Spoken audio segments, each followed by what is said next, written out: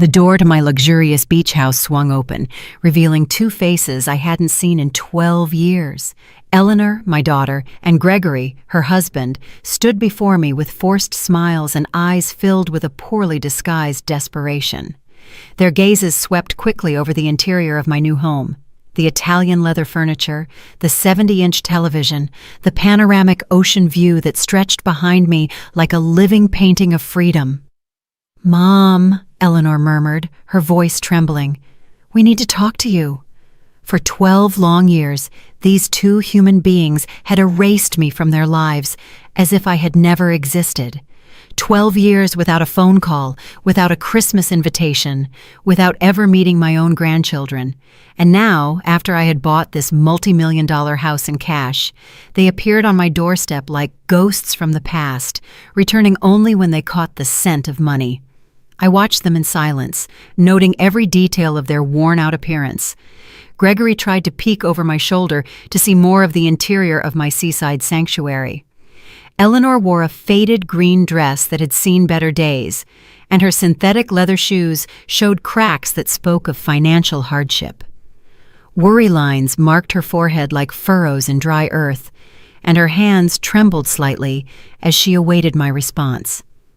"Talk," I repeated with a calmness that surprised even myself. How interesting. After 12 years of absolute silence, now you want to talk. The color drained from their faces as if they had seen a ghost. Gregory cleared his throat uncomfortably, adjusting the wrinkled shirt he was wearing. It was obvious they had come straight from somewhere things hadn't gone as they'd hoped. Their eyes couldn't hide the desperation that had brought them to my door. During all those years of cruel abandonment, I had survived by selling my homemade pies and desserts at the town's farmers market. Every Sunday, while they were probably enjoying lavish family gatherings at expensive restaurants, I was standing under the relentless sun, smiling at strangers who appreciated my baking more than my own blood. My hands had grown rough from the constant work. My back had stooped from carrying heavy baskets filled with sweet hopes. But my pride never completely broke. The aroma of freshly baked desserts still lived in my most cherished memories. Finely ground cinnamon, pure vanilla extract, toasted coconut, browned to the perfect color. Flavors that once filled my home when Eleanor was little and called me the best cook in the whole wide world. Those golden days seemed to belong to another life, to another woman who naively believed that family love was unconditional and eternal. The transformation had begun gradually after Eleanor met Gregory at that company party where she worked as a secretary. At first, he was all charm and calculated courtesy. He would call me his dear mother-in-law, with that smile that never reached his eyes, and praise my Christmas casseroles while secretly planning how to distance Eleanor from my influence. But little by little, I began to notice the subtle changes that seeped into our relationship like a slow poison. When Eleanor mentioned visiting me on weekends, he always had a work emergency that required his immediate attention. When I called in the afternoons to hear her voice, he would answer the phone with an annoyed tone and promise that Eleanor would call me back, which never happened. Messages were mysteriously lost, invitations misplaced, and plans canceled at the last minute for increasingly far-fetched reasons. The exclusions began as accidental oversights that hurt, but which I could forgive. Eleanor's graduation from her MBA program. "Oh, Mom, we thought you already had other, more important plans." The baby shower for her first daughter, my granddaughter, whom I never met. It was something very intimate, just her closest friends from college. That same granddaughter's first communion. "We completely forgot to tell you. Everything was so rushed. You know how these things are." Each excuse stabbed my heart like a dagger wrapped in gift paper with golden bows. I would smile, nod my head, and pretend to understand their reasons perfectly. "Don't worry, my love, next time will be different." But next time never came, and my phone remained as silent as a tomb in the cemetery where my husband rested. The nights grew longer, the Sundays emptier. I cooked for one, talked to the photographs on the walls, and celebrated my birthdays with a single lonely candle stuck in a small cake I bought from Mr. Peterson's bakery. He always asked about Eleanor, and I always responded with the same lie. She's very busy with her new life, you know how it is. But now, standing on the threshold of my dream house, with the ocean whispering secrets behind me and the salty scent of the sea filling my lungs, I saw them for who they really were. I invited them in with an elegant wave of my hand, watching as their eyes widened at the sight of the luxury that now surrounded me. The Italian marble floor gleamed under the natural light, pouring in through the enormous windows, reflecting their small, nervous figures. Eleanor walked behind Gregory like a shadow, keeping her head down while he appraised every piece of furniture, every work of art, every detail of my new reality with the poorly concealed greed of a professional appraiser. "Sit down," I said, gesturing to the cream-colored leather sofa that had cost more money than they had seen together in years. "I suppose after so much time, you have a lot to tell me." Gregory cleared his throat, adopting that important man posture he always used when he wanted to impress someone. "Annabelle, we know it's been a few years since we've spoken, but 12 years. I interrupted him with a firm voice. "Not a few years, 12 exact years since you decided I didn't exist." Eleanor finally looked up, and I could see tears welling in her eyes, but they no longer moved me as they once had. I had cried too many nights alone to allow her calculated tears to manipulate me now. "Mom, it wasn't our intention. Things got complicated. Gregory's job, the kids—" "The kids I never met," I replied, feeling the rage that had been contained for years begin to boil inside me. "My grandchildren, who grew up without knowing they had a grandmother who would have loved them unconditionally." During those 12 years of forced exile, I had built a routine that kept me sane. Every morning I got up at 5, preparing my desserts with the same dedication I once put into caring for Eleanor when she was a baby. The pie crust required patience. The exact point of the caramel needed constant attention, and the baking time did not forgive mistakes. Those recipes had become my salvation and my livelihood. Sundays at the farmer's market were my time for social interaction. Older women like me would come to buy my sweets, and we would end up talking about our lives, our absent children, our postponed dreams. Martha, a 72-year-old widow, became my confidant without either of us planning it. She too had been abandoned by her children after they married. She too knew the pain of being invisible to those who were once the center of your universe. Children think that once they form their own family, we parents no longer matter, Martha would tell me as she bought 3 pies to take to her neighbors. But when they need something, oh, then they remember we exist. How prophetic that conversation had been. Now, watching Eleanor wring her hands nervously while Gregory mentally calculated the value of my new life, I understood perfectly what Martha had meant. The change in Eleanor had been gradual, but relentless. During the first few years of her marriage, she still called me occasionally, but the conversations became mechanical, filled with awkward silences. Gregory was always present in the background, clearing his throat or making comments that cut our talks like sharp blades. "Your mom always has some drama," I heard him say once when Eleanor thought she had hung up the phone. "My mother never bothers us with her personal problems." Her personal problems. That's how Gregory had classified my loneliness, my natural desire to maintain contact with my only daughter, my need to be part of her new family.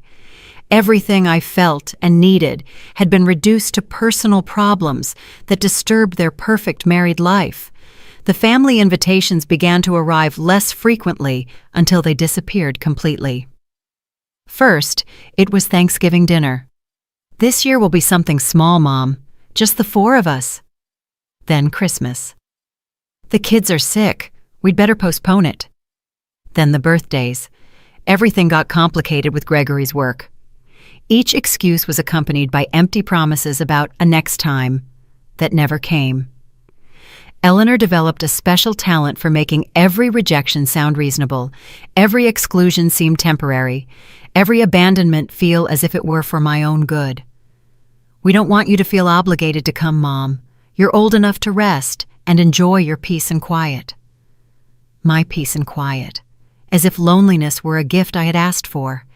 As if waking up every morning in a silent apartment was my idea of happiness. As if cooking for one and eating in front of the television was my definition of a full life. The years passed like pages of a calendar that no one read. My routine became so predictable that even the mailman knew exactly what time I would be watering the plants on my small balcony. Monday, prepare apple pies. Tuesday, Jell-O salads of different flavors. Wednesday, chocolate fudge cakes that sold like hotcakes. Thursday, muffins that perfumed my entire apartment. Friday, pumpkin spice turnovers. Saturday, prepare everything for market day. Sunday, the market, the ladies, the conversations that temporarily filled the void in my chest. But there were also moments of such profound loneliness that I thought I would drown in it. Entire nights awake, staring at the phone that never rang, waiting for a text that never arrived. Christmases celebrated with television specials and a small artificial tree that I decorated by myself. New Year's Eve welcomed with a glass of lukewarm, sparkling wine and the renewed hope that maybe this would be the year of the reunion. The sharpest pain came at unexpected moments. When I saw whole families at the park. When I heard other grandmothers talk about their grandchildren, when I passed by toy stores and wondered what mine would like. Eleanor had had 3 children whom I knew only from blurry photos on social media that I checked from fake accounts, like a spy on my own family. Mom, Eleanor's voice brought me back to the present. We know we made mistakes. Mistakes! The word came out of my mouth like a bullet. Erasing your mother from your life for 12 years was a mistake? Denying your children the love of their grandmother was a mistake? Gregory shifted uncomfortably in his seat, finally understanding that this conversation was not going to unfold as he had planned. His eyes continued to scan my living room, calculating, evaluating, planning his next move like the expert manipulator he had always been. They weren't mistakes, I continued, feeling the truth pour from my throat like hot lava after years of being contained.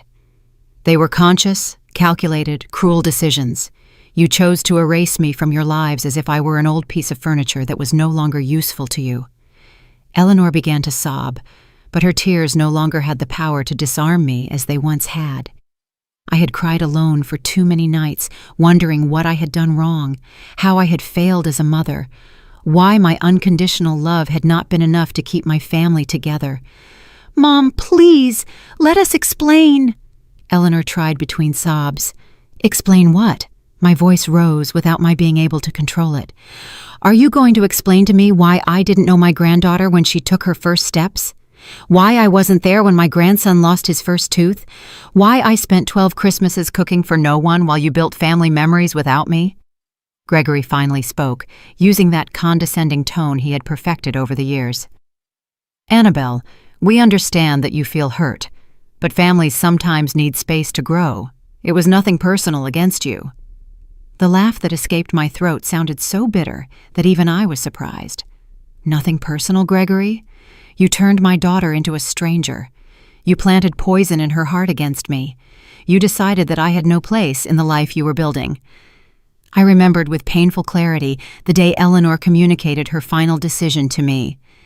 It was a rainy Tuesday in October, exactly 12 years ago. She arrived at my apartment with an expression I had never seen on her face before. Cold, distant, as if she were fulfilling an unpleasant obligation. Mom, Gregory and I have been talking, she began, without even accepting the coffee I had prepared for her as always. We think it's better if you have less contact with us for a while. Less contact? I asked, feeling the world sway beneath my feet. What does that mean? It means you are no longer welcome in our house. It means we no longer want you to call constantly. It means we need space to be a family without external interference. External interference. That's what my own daughter had called me. As if I were a meddling neighbor, a stranger who interfered in matters that did not concern her. Not her mother, who had carried her for 9 months in her womb, who had spent sleepless nights when she had a fever, who had worked double shifts to pay for her college. Eleanor, I don't understand what I've done wrong, how I've failed you. My voice broke, but she remained impassive. It's not about what you've done wrong, Mom. It's about what's best for my marriage and my children. Gregory needs to know that I put our nuclear family first, before anyone else. Anyone else? That's what I was to my daughter. Anyone else. But Eleanor, I'm your mother. I'm your children's grandmother. I'm not a stranger who threatens your marriage. Gregory says that mothers-in-law always cause problems in young marriages. He says it's better to establish clear boundaries from the beginning. Gregory says, Gregory thinks, Gregory needs. At some point, my daughter's voice had become an echo of his. Her thoughts had been replaced by his. Her heart had been reprogrammed to beat to the rhythm he set. And what about what you say, Eleanor? What about what you think? What about your heart? She remained silent for long minutes, and for a moment I thought the daughter I had raised with so much love would return to me. But when she spoke, her voice sounded hollow, rehearsed, as if she were reciting lines from a play. I think Gregory is right. I think it's for the best, for everyone, including you, Mom. You can have your own life without worrying about us.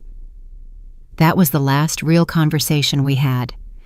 After that day, Eleanor became a ghost who occasionally sent me cold, superficial text messages. Hope you're well, Mom. Happy birthday. Happy New Year. Automatic messages, without soul, without love, like the ones a company sends to its customers. The first few months after that breakup were the darkest of my life. I lost weight. I lost sleep. I lost hope. Every morning I woke up hoping it was a nightmare, that Eleanor would call to apologize, that everything would go back to the way it was. But the phone remained silent, and reality grew heavier each day. It was Martha who saved me from sinking completely into depression. She appeared at my door one Sunday morning when I had been in bed for 3 days, without showering, without eating more than saltine crackers and iced tea. Annabelle, get up. You have 2 choices. You can stay here dying in life for a daughter who doesn't deserve you, or you can build a new life that is worthy of you. Her words sounded harsh, but they had the force of truth. That afternoon she helped me clean my apartment, organize my recipes, and plan my new dessert business. If you're going to suffer, she told me as we beat the first batch of pie filling in months, do it while you're doing something productive. And so my new life began. Slowly, painfully, but with determination. Every pie I sold was a step toward emotional independence. Every satisfied customer was a small personal victory. Every dollar I earned was proof that I had value, even if my own daughter didn't see it. Sundays at the market became my weekly therapy. The ladies who bought my desserts became my new chosen family.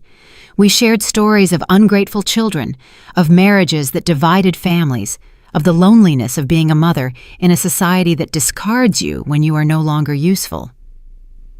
My son tells me I'm too dramatic when I complain that he doesn't visit, a lady named Joanna told me while trying my mango jello. But it's not drama, it's real pain. It's the basic human need to feel loved and valued by those you brought into the world. Now, sitting in my living room, which cost more than everything Eleanor and Gregory owned together, I remembered every tear, every sleepless night, every lonely birthday, and I saw them there, small and desperate, looking for something from me after having turned their backs on me for more than a decade. So, after 12 years of silence, I said with a controlled voice, "What exactly brings you to my door?" Gregory and Eleanor exchanged a meaningful look. Finally, he cleared his throat again. "Annabelle, the truth is, we're going through a very difficult time." "A very difficult time." I repeated his words slowly, savoring the irony as if it were bitter honey. What an extraordinary coincidence that you come looking for me just when you have problems, after 12 years of considering my existence irrelevant to your perfect lives. Gregory shifted uncomfortably on the sofa, clearly preparing the speech he had rehearsed during the drive to my house. His eyes avoided mine as he formulated the words he thought would soften my heart. "The construction company went bankrupt 6 months ago," he finally confessed. "We lost all our savings. The house is in foreclosure. Eleanor had to quit her job to take care of the kids because we can't afford daycare. We're living with my parents, but they have financial problems too. Eleanor nodded desperately, as if confirming their misfortune would automatically generate my compassion. Mom, the kids ask why they don't have their own room, why Dad is always angry, why Mom cries at night. We don't know what to do. Ah, I said, leaning back in my Italian leather armchair. So now I'm useful. Now I exist. Now I'm part of the family. How convenient. During those 12 years of ostracism, I had developed a special ability to read between the lines, to detect emotional manipulation, to protect myself from people who only approached when they needed something. The ladies at the market had taught me that children often return to their parents when life hits them, not out of genuine love, but out of pure convenience. "It's not like that, Mom," Eleanor protested, her voice breaking. I've always loved you. I've always thought of you. It was just that the circumstances, I interrupted her with a smile that didn't reach my eyes. Let's talk about circumstances, Eleanor. When your first son had pneumonia 8 years ago and was hospitalized for a week, where was I?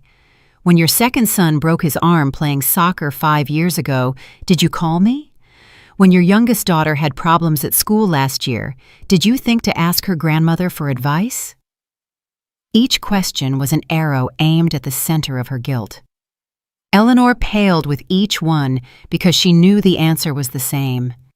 She hadn't thought of me at any difficult moment in their lives. Only now, when they needed money, when their world was crumbling financially, had they remembered they had a mother. "We knew you had financial problems," Gregory muttered, trying to justify the unjustifiable. "We didn't want to be a burden to you when you could barely support yourself selling desserts." The audacity of his comment left me speechless for a moment. Not only had they justified my exclusion because of my poverty, but now they had the nerve to admit it openly, as if it were a valid reason to abandon a loved one. "I see," I said with a calmness that surprised me. "So I wasn't good enough for you when I was poor, but now that you know about my new financial situation, I'm suddenly valuable enough to receive a visit." The truth about my economic transformation was something they couldn't imagine. 3 months ago, while preparing pies for the Sunday sale, I received a call that changed my destiny forever. It was a lawyer from the city informing me of the death of my Aunt Joan, my late father's sister, who had lived in the United States for 50 years without our family knowing much about her. Aunt Joan had been the black sheep of the family, the one who left young in search of the American dream and never returned. For decades, we only received occasional Christmas postcards, but we never really knew how she had fared in life. It turned out she had done extraordinarily well. The inheritance included a house in Los Angeles that sold for $1.5 million, bank accounts with another $500,000, and several investments totaling another $2 million. Overnight, I went from counting pennies to buy ingredients for my desserts to having more money than I had ever dreamed of possessing. But the most important thing about that inheritance wasn't the money. It was the letter Aunt Joan had left specifically for me. In that letter, she told me how she had followed my life through social media, how she had seen my loneliness, my family's abandonment, my daily struggle to survive. She explained that she had decided to leave me everything because she recognized in me the same strong woman she had been, someone who had been underestimated and abandoned by her family, but who had never given up. "Annabelle," the letter said in the shaky handwriting of a 92-year-old woman, "I have seen how your daughter has treated you. I have seen your dignity in loneliness. This money is for you to live your final years as the queen you always were, not as the beggar they wanted you to be." With that inheritance, I bought this house by the sea, a place where I could wake up every morning listening to the waves and breathing fresh air, free from painful memories and toxic people. For the first time in 12 years, I slept in complete peace. "Mom," Eleanor tried to approach me, but I raised my hand to stop her. "I know we made terrible mistakes. I know we hurt you in unforgivable ways, but we're family. Blood." "Blood," I interrupted with a bitter laugh. Eleanor, blood means nothing without respect, without love, without consideration. You turned our family connection into a wet piece of paper that you threw in the trash when it no longer suited you. Gregory leaned forward, adopting a posture of calculated vulnerability that he had probably practiced in front of the mirror. Annabelle, we understand your pain, we understand your anger, but the children are innocent in all of this. They don't deserve to suffer for our mistakes. There it was, the card he had saved for last. The children, my unknown grandchildren, the most powerful emotional manipulation they had in their arsenal. They knew that mentioning the little ones could soften my heart, hardened by years of neglect. The children?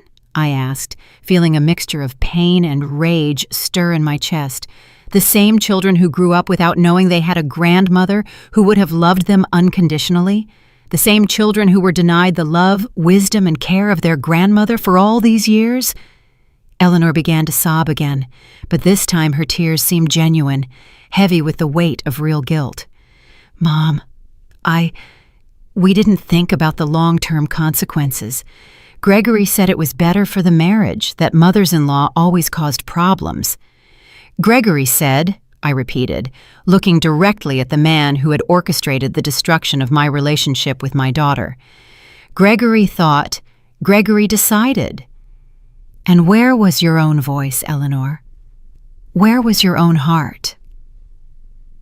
My voice got lost somewhere between the promises of a perfect marriage and the fear of contradicting my husband, Eleanor admitted, with an honesty that momentarily disarmed me. But Mom, now I realize everything we lost. The kids ask why they don't have a grandmother because their friends talk about their grandmothers, and they don't know any. Her words were daggers straight to the heart, but I had learned not to let pain cloud my judgment. For 12 years I had fantasized about this moment, Eleanor's return, the acknowledgement of her mistake, the chance to meet my grandchildren. But now that it was happening, I realized it was coming too late, and for the wrong reasons. Do you know how many of my grandchildren's birthdays I missed while you were building your perfect family without external interference? I asked, my voice hardening with each word.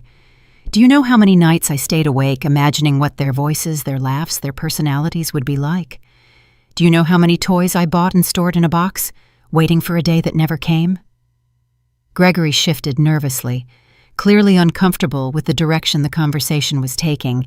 His plan of emotional softening wasn't working as he had hoped, and I could see him mentally calculating his next manipulative move. Annabelle, we understand you're hurt, he intervened with that condescending voice he had perfected over the years. But now we can change all that. The children can meet you, they can spend time with you. We can be a family again. A family, I repeated, savoring the irony of his words. You mean the kind of family where the grandmother is welcome only when she has money to solve the problems of irresponsible adults? The house filled with a tense silence. Through the large windows, I could see the ocean waves breaking against the rocks, a constant reminder of my new freedom and my hard-won independence. This place represented everything I had achieved without them, everything I had built from the ashes of my abandonment. During these 3 months living by the sea, I had developed a completely new routine. I woke up each morning to the sound of seagulls, not to the silent cry of loneliness. I prepared my coffee in a kitchen equipped with the best appliances, not in the small space where I used to count every penny for basic ingredients. I walked along the beach at sunset, feeling the sand between my toes and the salty wind in my hair, free from the emotional heaviness I had carried for years. I had also started helping other older women who, like me, had been abandoned by their families. Martha had moved into an apartment near my house, and together we had created a small support group for ladies in similar situations. On Wednesday afternoons, we would gather in my living room to share stories, emotional survival strategies, and of course, my homemade desserts. Freedom, Martha had told me during one of those meetings, is realizing that you don't need the approval of those who hurt you to be happy. Her words had resonated in my heart like a bell of truth. For the first time in decades, I was living for myself, not Not waiting for calls that never came, not cooking for children who didn't visit, not dreaming of family reunions that existed only in my imagination. "Mom," Eleanor approached the edge of my armchair, her eyes red from crying. "I know I don't deserve your forgiveness. I know I don't deserve a second chance, but I swear on my children that if you help us now, things will be different. I will be different." "Different how?" I asked, keeping my voice cold and controlled. "Different until you solve your financial problems and don't need me anymore? Different until Gregory decides again that I'm an interference in his perfect marriage?" Gregory stood up abruptly, finally showing his true nature when he realized his manipulation strategy wasn't working. "Look, Annabelle, I understand you have resentments, but the reality is that we all make mistakes in families. The important thing is to move on, not to get stuck in the past." His comment was like a slap in the face. After 12 years of deliberate abandonment, he had the audacity to minimize my pain as getting stuck in the past, as if my suffering were a whimsical choice rather than a direct consequence of their cruel actions. "Move on." I stood up from my armchair, feeling all my dignity rise like a steel tower. "Gregory, I have already moved on. I built a new life without you. I found peace without your presence. I discovered my worth without your validation." Eleanor covered her face with her hands, sobbing with a desperation that would have broken my heart years ago. But the heart they had known had died slowly over 12 years of indifference and had been reborn as something stronger, wiser, more selective with its love. "You don't understand, do you?" I continued, walking toward the window, overlooking the ocean. "You came here expecting to find the same broken woman you abandoned 12 years ago. You expected to find someone so desperate for family love that she would be willing to pay any price for a few crumbs of affection." The truth was that during the first few years after their abandonment, I would indeed have been willing to pay any price. I would have mortgaged my soul for a phone call from Eleanor. I would have sold everything I owned for an afternoon with my grandchildren. I would have begged for forgiveness for offenses I never committed just to be part of their lives again. But time and pain had taught me valuable lessons about self-love and personal dignity. The afternoons with Martha and the other ladies had shown me that family abandonment was more common than I thought, and that surviving it was not only possible, but could be the beginning of a more authentic and satisfying life. For years I blamed myself, I confessed, still looking out at the ocean. I thought I had failed as a mother, that I had been too meddlesome, too present, too loving. I tortured myself looking for the exact moment I lost my daughter. I turned to face them directly, and I could see how my words were affecting them in different ways. Eleanor seemed genuinely devastated, as if she were finally understanding the magnitude of the damage they had caused. Gregory, on the other hand, showed signs of impatience and frustration, clearly calculating whether it was worth continuing with this strategy or if he should try a different approach. "But eventually I understood the truth," I continued. "I didn't lose my daughter because of something I did wrong. I lost her because she chose a man who considered having a present mother-in-law a threat to his fragile masculinity. I lost her because she valued her husband's approval more than her mother's love."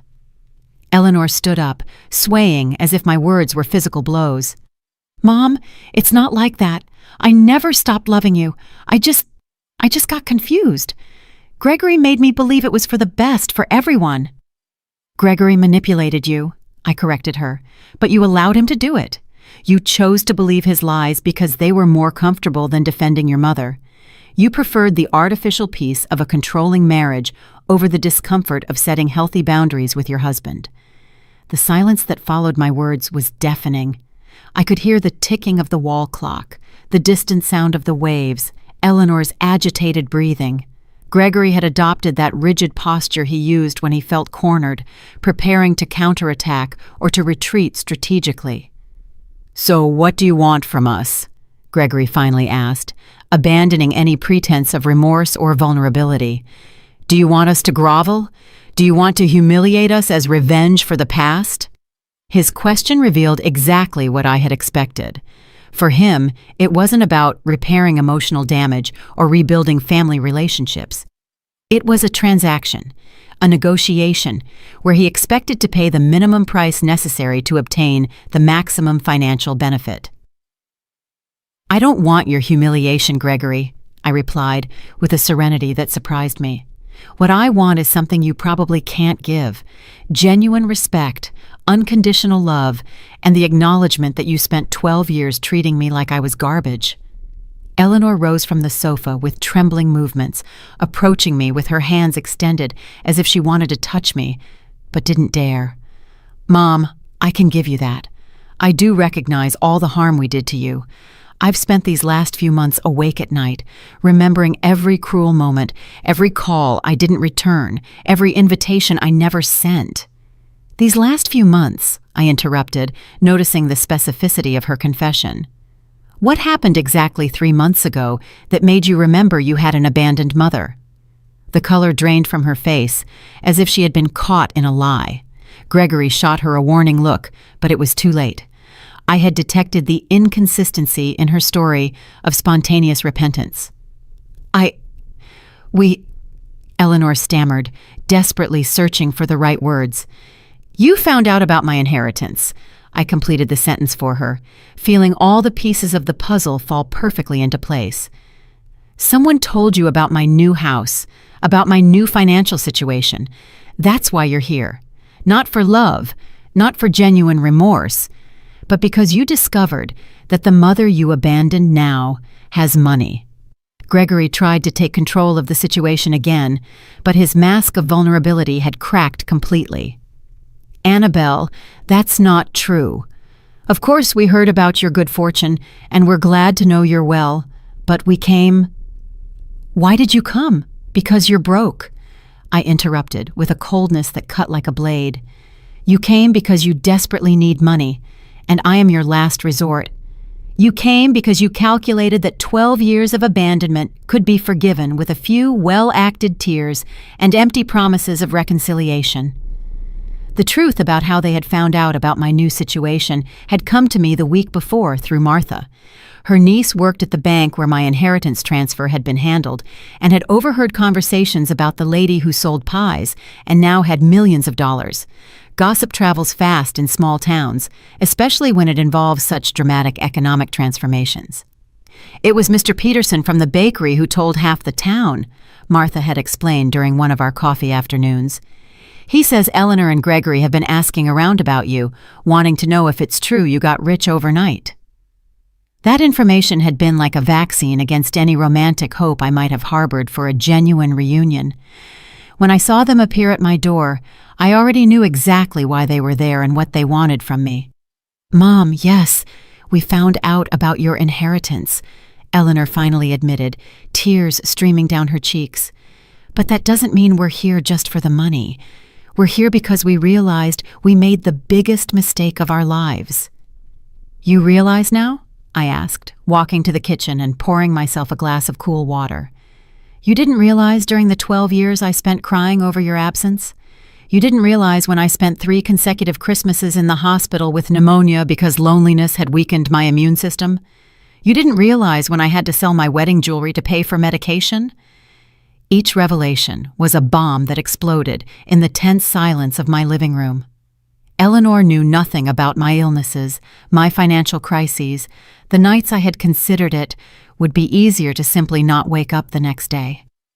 To her, I had existed in a time bubble, frozen at the moment of her departure, patiently awaiting her eventual return. "We didn't know," Eleanor murmured, but her excuse sounded hollow even to herself. "You didn't know because you never asked," I corrected her.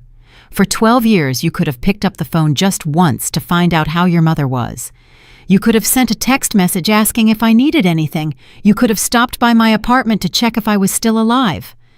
Gregory stood up abruptly, clearly frustrated that his plan of emotional manipulation was not yielding the expected results. "All right, Annabelle, we get it, you're angry. But we're here now. We're here asking for forgiveness, wanting to fix things. Doesn't that count for something?" His question revealed the depth of his misunderstanding of the damage they had caused. For him, forgiveness was something that could be obtained by simply showing up and apologizing, as if 12 years of emotional abandonment could be erased with one uncomfortable conversation. What counts, Gregory, is the moment you decided to come. You didn't come when I needed you. You came when you need me. I walked over to the window overlooking the backyard, where I had planted red roses that were blooming beautifully under the coastal sun. Those roses represented my rebirth, my ability to create beauty even after being cruelly pruned by those who were supposed to care for me. For all these years, I continued without turning to look at them, I developed a very simple philosophy about human relationships. People show you who they really are through their actions, not their words. You showed me that I had no value in your lives when things were going well. Eleanor came up behind me, and I could feel her trembling presence near my shoulder. Mom, we were young, stupid, influenced by wrong ideas about marriage and family, but we've grown up, we've matured. You've gone broke, I corrected her without turning around. You haven't matured, you've gone broke, and now that you need financial help, you suddenly remember you have a mother. The silence that followed was broken by the sound of my phone. It was Martha, probably calling for our weekly gardening session.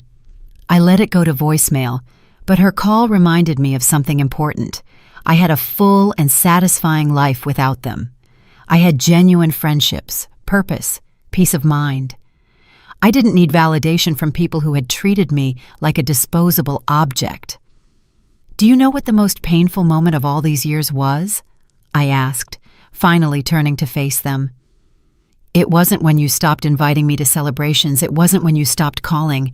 It was when I realized that I loved you unconditionally, but your love for me had conditions that you never clearly explained. Eleanor began to sob again, but this time her tears seemed to come from a deeper, more genuine place. Mom, I love you. I've always loved you. It's just that I let others convince me that that love was problematic for my marriage. And now that your marriage is in a financial crisis, I observed, suddenly that love is no longer problematic. How convenient. Gregory had remained silent for the last few minutes, but I could see his mind working, calculating, evaluating, looking for a new angle of attack. He finally spoke, adopting a different tone, more direct and less manipulative. Look, Annabelle, let's be honest here. We need financial help. You have money. We're family, even if we've had problems in the past. Isn't it natural for family to help each other in difficult times? His brutal honesty was almost refreshing after so much poorly acted emotional manipulation. At least now we were speaking clearly about what they really wanted from me. It's interesting that you mentioned the concept of family helping each other, I replied with a smile that was anything but warm. Where was that family philosophy when I was working 14-hour days selling desserts to survive? Where was that family solidarity when I had to choose between buying medicine or food? Do you know what's the most pathetic thing about all this? I continued, feeling years of contained pain transform into a crystalline clarity that cut like a scalpel. That if you had come a year ago, when I was still living in that tiny apartment, when I was still counting coins to buy ingredients, I probably would have welcomed you with open arms. I would have cried with joy. I would have forgiven everything without conditions. I would have cooked for you until I dropped from exhaustion. Eleanor covered her face with her hands, her sobs now accompanied by a body tremor that showed the magnitude of her desperation. Gregory, on the other hand, had adopted a more tense posture, like a cornered animal evaluating its escape options. But the money gave me something I never had during those 12 years of abandonment, I went on, walking slowly through my living room like a judge delivering a sentence. It gave me perspective. It gave me the freedom to choose who deserves to be in my life and who doesn't. It gave me the power to say no without fear of the consequences. During my first few weeks living in this house, I had spent many hours reflecting on this exact possibility. What would I do if Eleanor and Gregory appeared at my door? How would I react? Would I be able to maintain my dignity, or would I crumble at the first opportunity to get my daughter back?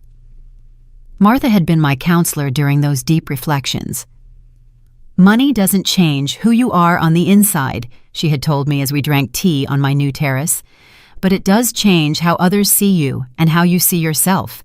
The question is, are you going to use that new perspective to be wiser or to make the same emotional mistakes of the past?" Her words had been prophetic. Now, facing the exact scenario we had discussed, I realized that the money had indeed changed me, but not in the way Eleanor and Gregory expected. It hadn't made me more generous with those who had hurt me. It had made me more selective with who deserved my time and my emotional energy. "Mom," Eleanor tried to approach me again, "I understand your anger. I understand your pain. But don't you think everyone deserves a second chance? Don't you think family love can overcome any past mistake?" "A second chance," I repeated, savoring the irony of her words. "Eleanor, you had thousands of opportunities over 12 years to rectify your mistake. Every day you woke up was an opportunity to call your mother. Every birthday, every Christmas, every Mother's Day was an opportunity to remember that you had a family that loved you unconditionally." Gregory shifted restlessly, clearly calculating whether he should intervene or let Eleanor continue with her strategy of emotional appeal. His eyes continued to scan my house, evaluating, calculating, probably estimating how much money he might need to solve his problems, and how much they could ask me for without seeming too greedy. "The difference between a second chance and a 100th chance," I continued, "is that second chances are given out of love. 100th chances are given out of desperation. You are not here for love, you are here for financial desperation." Eleanor slumped onto the sofa as if my words had been physical blows. "You're right," she murmured in a broken voice. "You're absolutely right. We are terrible hypocrites. We are selfish. We are everything you say we are." Her admission of guilt might have been moving if it hadn't been accompanied by the obvious expectation that acknowledging her mistakes would automatically result in my forgiveness and, more importantly, my financial help. "Acknowledging your mistakes is only the first step, Eleanor," I explained with the patience of a teacher explaining basic concepts to a slow student. "The second step is accepting the consequences of those mistakes. And the consequences of abandoning your mother for 12 years don't disappear just because you need money now." I went to the kitchen and started making coffee, not because I wanted to prolong this visit, but because I needed a moment to process the surrealism of the situation. After so many years dreaming of this reunion, the reality was much colder and more calculated than I had imagined. While the coffee was brewing, I could hear urgent whispers between Eleanor and Gregory in the living room. I couldn't make out the exact words, but the tone was clearly one of strategy and negotiation. They were recalibrating their approach, looking for new angles of manipulation. I returned with a tray containing a single cup of coffee. I sat in my favorite armchair and drank slowly, observing them like a scientist studying specimens in a laboratory. "Aren't you going to offer us coffee?" Gregory asked, clearly irritated by my lack of traditional hospitality. "No," I replied simply. "This is not a social visit. This is a negotiation. And in negotiations, hospitality implies equal positions. We are not in equal positions." Eleanor seemed genuinely hurt by my coldness, but Gregory showed an expression of reluctant respect, as if he were finally understanding that the woman in front of him was not the same one they had abandoned 12 years ago. "All right," Gregory said, adopting a more direct tone. "Let's talk clearly. We need $100,000 to save the house and start over. We know you have money. We know we're family.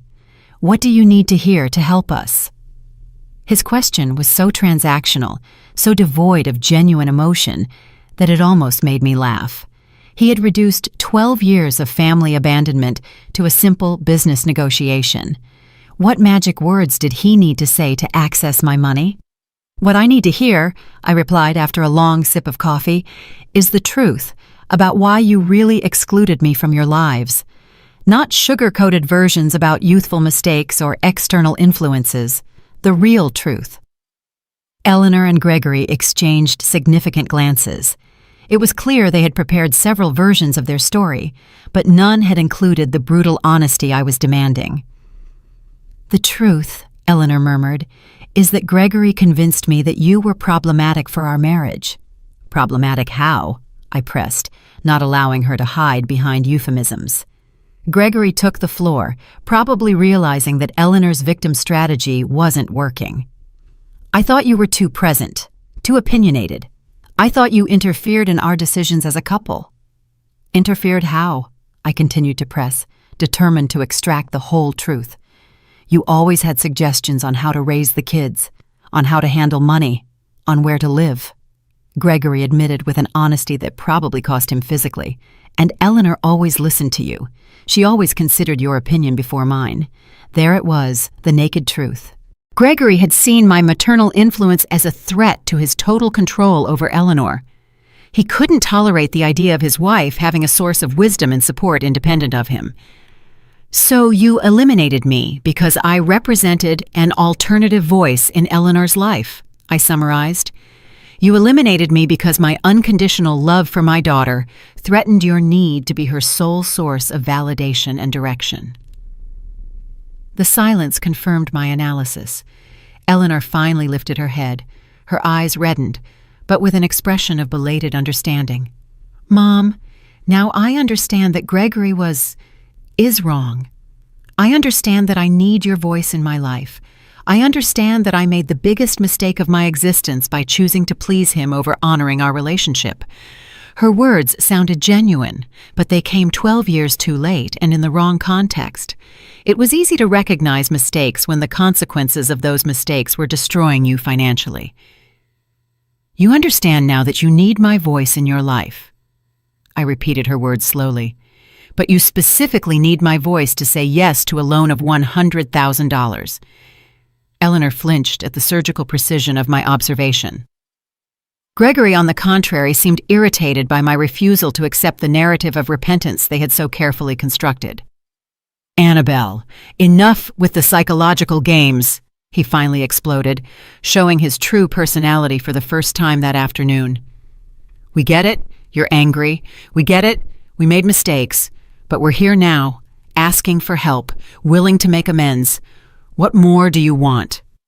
His outburst was exactly what I had been waiting for. The moment the mask of vulnerability would fall completely and reveal the controlling, manipulative man he had always been. The same man who had convinced Eleanor that a mother's love was a threat to her marriage. "What I want, Gregory, is something you will never be able to give me," I replied with a calm that contrasted dramatically with his agitation. "I want 12 years of my life back. I want to have known my grandchildren since they were babies. I want to have been present for their first steps, their first words, their first days of school." I got up from my armchair and walked to a bookshelf where I kept the few family photographs I had saved from my previous life.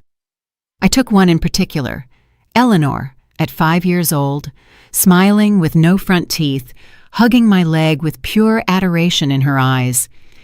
"This little girl loved me unconditionally," I said, showing them the photograph. "This little girl called me her best friend, her hero, her favorite person in the whole world. What happened to this little girl, Eleanor?" Eleanor looked at the photograph with an expression of such intense pain that for a moment I thought she would faint. That little girl grew up and became a weak woman who allowed an insecure man to destroy the most valuable thing she had in her life. Her answer surprised me with its brutal honesty. It was the first time all afternoon that she had shown a real understanding of the magnitude of what she had lost, not just what she needed to recover to solve her current problems. "Exactly," I confirmed, returning the photograph to its place. "And now that weak woman comes looking for the mother she abandoned, not because she has found her strength and her independent voice, but because she needs money." Gregory stood up abruptly, clearly frustrated with the direction of the conversation. "You know what, Annabelle? Maybe you were right from the beginning. Maybe you are too dramatic, too complicated. Maybe it was for the best that we got away from all this emotional drama." His words were like an unexpected gift. After hours of careful manipulation, he had finally shown his true nature, confirming everything I had suspected about him for years. "There he is," I said, smiling genuinely for the first time all afternoon. There is the real man, the man who convinced Eleanor that maternal love was emotional drama, the man who couldn't tolerate his wife having an independent source of support. Eleanor looked at Gregory with a growing expression of horror, as if she were finally seeing something that had been in front of her for years, but that she had refused to acknowledge. "Gregory," she murmured in a trembling voice, "do you really think my mom is being dramatic for being hurt after we abandoned her for 12 years? "Eleanor, don't let her manipulate you again," Gregory replied, adopting that paternalistic tone he had probably used to control her throughout their relationship. "She's playing with your emotions to make you feel guilty." "No," Eleanor said, with a firmness she hadn't shown all afternoon. "She's not playing with my emotions. She's expressing the legitimate pain that we caused her. She's being honest about the consequences of our terrible actions." I watched this exchange with the interest of a spectator watching a play I knew by heart. It was fascinating to see how financial desperation had begun to crack the power dynamic that Gregory had so carefully built over the years. "Eleanor," I said softly, "do you realize that even now, in this moment of crisis, your husband is more concerned with controlling your reaction than with repairing the damage they did to me?" Eleanor turned to look at Gregory with new eyes, as if she were seeing a stranger. "You're right," she murmured. "Even now he's more concerned with being right than with doing the right thing." "Eleanor, don't get confused," Gregory insisted, but his voice had lost the confident authority it had maintained for years. "We need to focus on solving our problems, not on relitigating the past." "Our problems," I repeated, noting the specific choice of words. "Gregory, your financial problems are not my problems. Your bankruptcy is not my responsibility. Your inability to maintain a successful business is not something I should solve." The room filled with a tense silence as my words settled into the reality of the situation. Eleanor seemed to be experiencing a sort of belated awakening, while Gregory clearly struggled between different manipulation strategies. "Besides," I continued, "even if I decided to help you financially, what guarantee would I have that you wouldn't disappear from my life again once your problems are solved?" Eleanor opened her mouth to protest, but closed it when she realized she had no convincing answer. The truth was, there was no guarantee, and everyone in that room knew it. "During these 3 months living here," I continued, "I have developed a beautiful and peaceful routine. I wake up when I want. I eat what I please. I watch the sunsets from my terrace. I read books I always wanted to read. I help other women who have gone through experiences similar to mine." I approached the window again, watching the waves that broke rhythmically against the rocks. I have discovered that peace of mind is priceless. I have learned that chosen solitude is infinitely superior to toxic company. "Mom," Eleanor came up from behind, her voice barely a whisper. "What do I have to do to earn your forgiveness? What do I have to do to win back your love?" I turned to face her, seeing in her eyes a desperation that went beyond the financial crisis. For the first time, she seemed to be understanding that she had lost something much more valuable than money or property.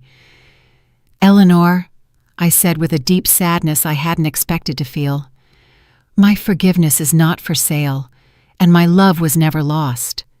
The problem is that you turned our relationship into a business transaction the day you decided I was only valuable when I was useful to you." Gregory, seeing that he was losing control of the situation, tried one last desperate approach. "Annabelle, if you don't help us, the children are going to suffer. They're going to lose their home.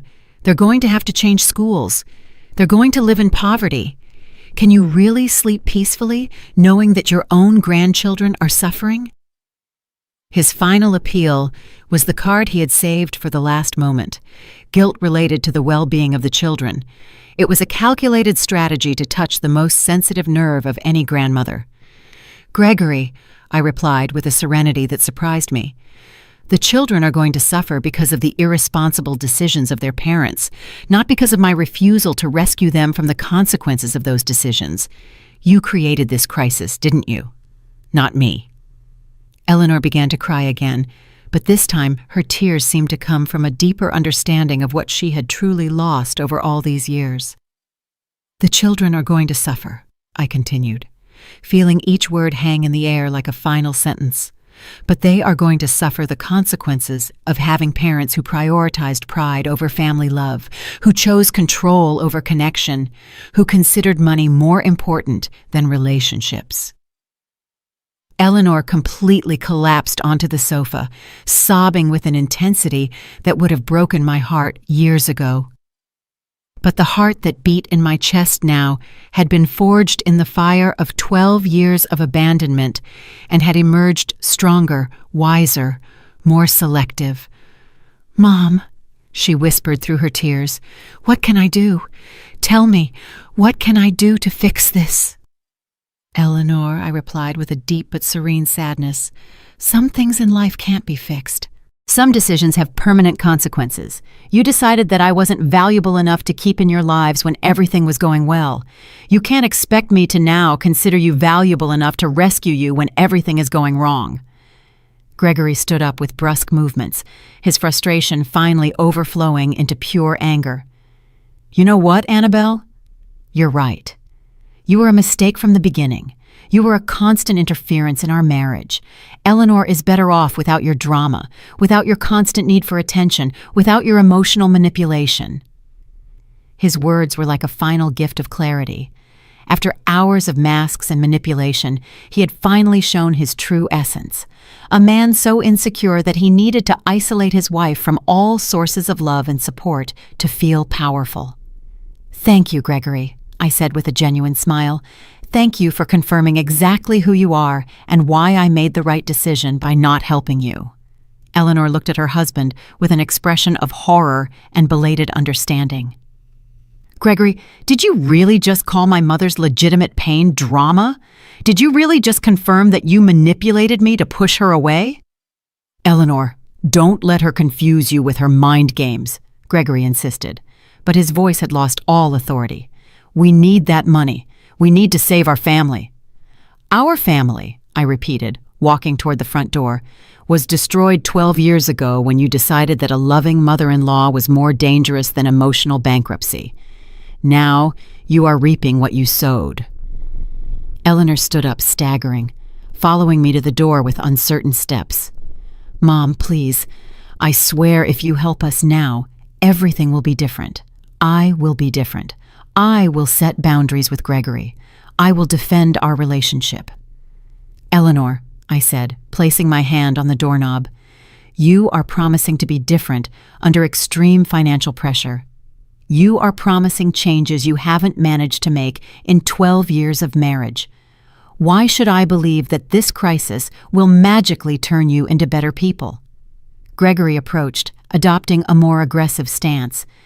"Annabelle, you're going to regret this decision. We're going to tell the whole town how you abandoned your own family in their time of need. We're going to make sure everyone knows what kind of mother you really are." His threat was so predictable, it almost made me laugh. It was the last desperate card of a manipulator who had lost all his power, the threat of destroying my social reputation. "Gregory," I replied with a calm that visibly disarmed him, "the town already knows exactly what kind of mother I am. They know that for 12 years I worked to the point of exhaustion selling desserts to survive. They know I never spoke ill of you despite your abandonment. They know I maintained my dignity even in poverty." I opened the door wide, feeling the sea breeze fill my home with fresh, purifying air. What they are going to discover now is what kind of children and son-in-law you are. They are going to discover how you treated a loving mother for 12 years and how you only showed up at her door when you needed money. Eleanor stopped at the threshold, turning to look at me one last time. In her eyes, I saw something I hadn't seen in years. Respect. Respect mixed with pain, with regret, with a belated understanding of what she had lost. "Mom," she murmured, "I hope one day you can forgive us. I hope one day we can find a way to heal all this damage." "Eleanor," I replied, with a sadness that spanned decades of pain, "forgiveness is not about forgetting the past. It's about freeing yourself from the weight of resentment. I have already freed myself. What you need is not my forgiveness. It's to learn to live with the consequences of your decisions." Gregory left first, clearly furious and defeated. Eleanor followed him slowly, turning back several times as if she wanted to say something more, but the words never came. I watched them walk to their old, battered car, their small, insignificant figures against the backdrop of the infinite ocean. After 12 years, they had finally left my life in the same way they had entered it, seeking something for themselves, without offering anything genuine in return. I closed the door gently and returned to my living room, where the silence felt like a blessing. There were no shouts, no manipulation, no emotional drama, just peace. I poured myself a glass of white wine that I had been saving for a special occasion and went out to my terrace. The sun was beginning to set, painting the sky in shades of gold and pink that reflected on the calm waves. My phone rang. It was Martha. "How did it go with the unexpected visitors?" she asked with the wisdom of someone who had been through similar experiences. "Exactly as we expected," I replied, taking a sip of wine and feeling peace settle into my bones. "They came for money, not for love. They confirmed everything we already knew about them." "And how do you feel?" I reflected on her question as I watched a seagull glide gracefully over the waves. "I feel free, Martha. I feel completely, absolutely free." That night, after the call with Martha, I walked along the beach under the stars, the cool sand between my toes, the rhythmic sound of the waves, the vastness of the ocean stretching to the horizon. Everything reminded me that I had chosen a life of peace over a life of toxic family complications. In the following days, the news of Eleanor and Gregory's visit spread through the town as I had predicted, but the reactions were the exact opposite of what Gregory had expected.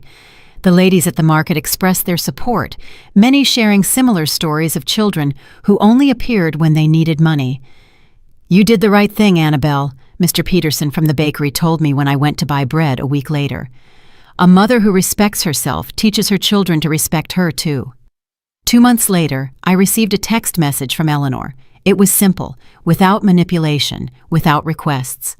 "Mom, I'm in therapy. I'm learning about toxic relationships and healthy boundaries. I hope that one day when I'm truly ready to be the daughter you deserve, you might consider getting to know me again.